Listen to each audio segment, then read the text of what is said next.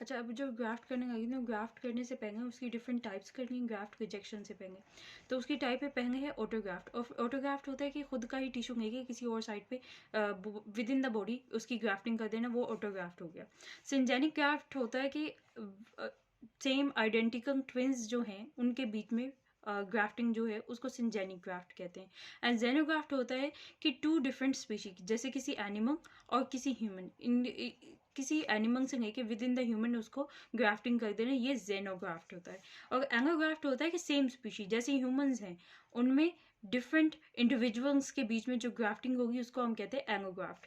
अच्छा, अब एंगोग्राफ्ट रिजेक्शन है वो 3 टाइप्स की होती है मेजर। एक है acute allograft rejection, chronic एंगोग्राफ्ट rejection, और है एक hyper acute rejection.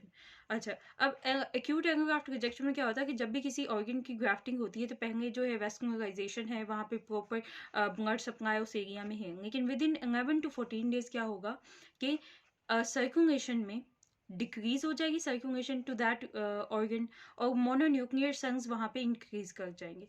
As a result necrosis हो जाएगा, और उसकी वजह से जो है ग्राफ्ट रिजेक्शन हो जाएगी, necrosis of a whole tissue और ग्राफ्ट रिजेक्शन हो गई। और ये जो सारी ग्राफ्ट रिजेक्शन है ना, ये टी सेल मेडिएटेड रिजेक्शन होती है, टी सेल मेडिएटेड सारी ग्राफ्ट रिजेक्शन होती है।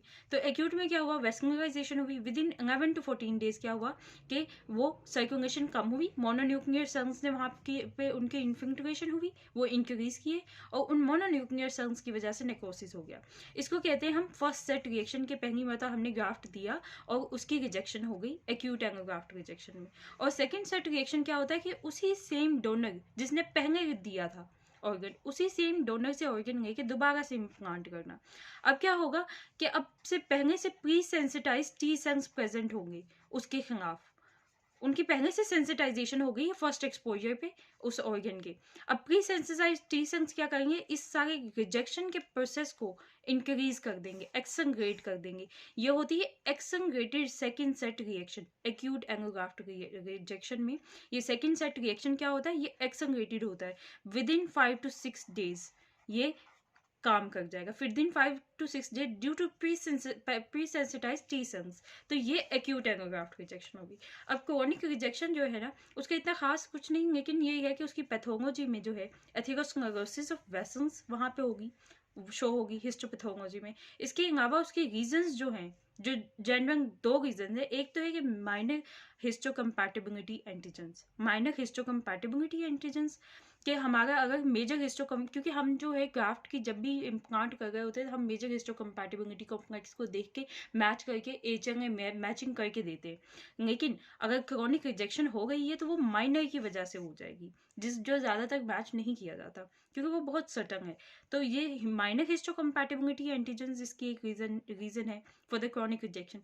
और एक इम्यूनोसप्रेसिव ड्रग्स हैं, long term use of immunosuppressive drugs, इनकी वजह से क्रोनिक रिजेक्शन हो गई। अच्छा, अब हाइपर एक्यूट रिजेक्शन जो है थर्ड टाइप की रिजेक्शन, इसमें हमें पता है हाइपर के एक्शन रेट ज़्यादा, तो ये विद इन मिनट्स इसकी रिजेक्शन होती है, विद इन मिनट्स। ये होगा था 11 to 14 डेज में और 5 to 6 days in case of second set. और ये क्रोनिक है, ये लॉन्ग टर्म के बाद होता है, लेकिन हाइपर एक्यूट जो है विद इन मिनट्स होता है।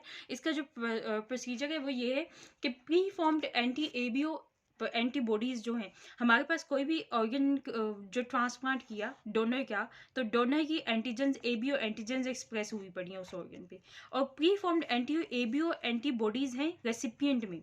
तो इनका जो है ये क्रॉस रिएक्शन हो जाएगा और जिसकी वजह से हाइपर एक्यूट रिजेक्शन होगी, और इसको हम कहते हैं वाइट ग्राफ्ट रिएक्शन, क्योंकि इसमें जो है ब्लड सप्लाई वेसल्स ऑक्लूड हो जाएंगी because of this anti ABO, ये सारा जो रिएक्शन है क्रॉस मैच जो भी होगा है इसकी वजह से। तो उसकी वजह से वो ग्राफ्ट जो है वो पेन हो जाएगा, वाइट इन कलर हो जाएगा, ठीक है। तो ये हाइपर एक्यूट रिजेक्शन है due to the antigens present on the donor's organ and recipient's anti ABO antibodies, इनके रिएक्शन की वजह से। अच्छा, अब मिसमैचिंग जो है ना, मिसमैचिंग के जो 3 मेन बेसिक रीजंस है कि मिसमैचिंग किन 3 रीजंस की वजह से हो सकती है, तो उसमें एक है कि एचएनए में अगर ज़्यादा जो रिजेक्शन होगी, एचएनए ए में, बी में, और एचएनए डी का जो है आर वन अप, इनकी वजह से होगी, A B and D R, इनकी वजह से ज़्यादा जो है रिजेक्शन होती है। ये अगर इनकी मिसमैचिंग हो तो ज़्यादा रिजेक्शन के चांसेस ज़्यादा हो जाते हैं।